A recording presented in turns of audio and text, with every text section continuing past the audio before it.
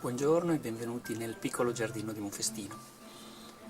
Oggi in questa stagione un po' umida ed estiva parleremo di un problema che si manifesta spesso di sera e di notte nel nostro giardino e ci rovina le piante, i fiori, le foglie, a volte anche le radici. Parleremo di come sbarazzarsi in modo naturale, non cruento, delle lumache, delle chiocciole e delle limace. Guardate, è sufficiente fare un giro di sera nel giardino per vedere le nemiche dei fiori, delle piante e dei vegetali. Eh sì, le lumache, le chiocciole. Ecco alcuni dei danni che fanno le limace, le lumache e le chiocciole.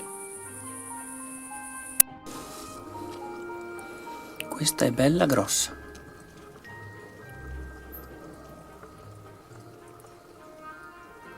Simpatiche, vero?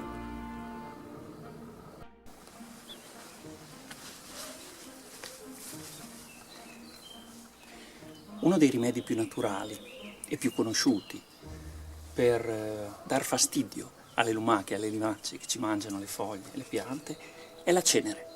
In particolare cospargere di cenere di legna di camino o di stufa. Cospargere di cenere attorno alle piante in modo che dia fastidio alla lumaca passare sopra questa cenere, ed è un metodo efficace. Ha alcune controindicazioni. La cenere ha un pH 11, cioè molto alto, e non va bene per le piante acidofile perché aumenta troppo il pH che deve essere acido di piante come le camelie, i rododendri, le azalee, le pieris.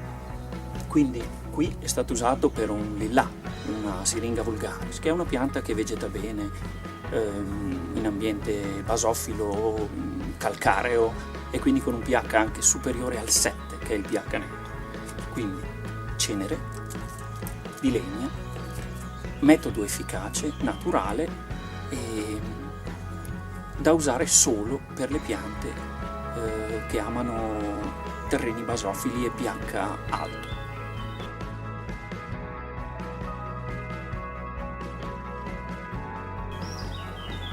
Questa è una bella pianta di salvia in salute, ma come vedete è molto ambita dalle lumache e dalle limace.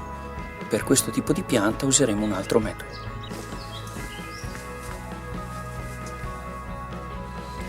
Attorno ad una pianta come questa, la salvia, uno degli altri metodi meno efficaci è quello di rompere gusci d'uovo e metterli alla base. Di solito danno un po' di fastidio al movimento delle lumache e delle limace, ma in effetti noi l'abbiamo provato diverse volte, è meno efficace di altri metodi. Si può usare su tutti i tipi di pianta. In più sappiamo che le uova hanno un alto contenuto di fosforo, che è uno dei minerali fondamentali assieme all'azoto e al potassio per le piante.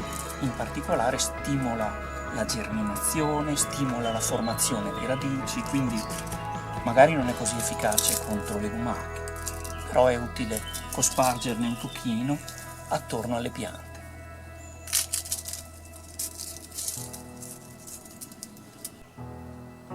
Un altro metodo di cui vi voglio parlare, ve lo cito ma noi non lo usiamo perché è un pochino più cruento, è quello di riempire un sottovaso come questo e poi metterlo dove le lumache di solito vanno con della birra. È efficacissimo, bisogna dire la verità, però è un po' più cruento perché non tutte le lumache, anche se si interviene presto la mattina dopo, si salvano. Quindi ve lo cito, la birra in un sottovaso attira le lumache come api con il miele.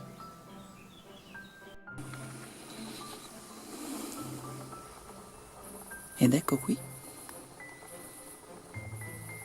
i migliori solutori del problema lumache e limace, i rospi, che in modo assolutamente naturale sorvegliano e puliscono il giardino di notte. questo caso il rospo è appostato vicino alle foglie delle anemoni coronarie, dove spesso trova le sue prede. Forse ne ha vista una. Ecco qui. Grazie mille. La soluzione migliore per l'eliminazione delle lumache e delle limacie. Buon lavoro e buonanotte.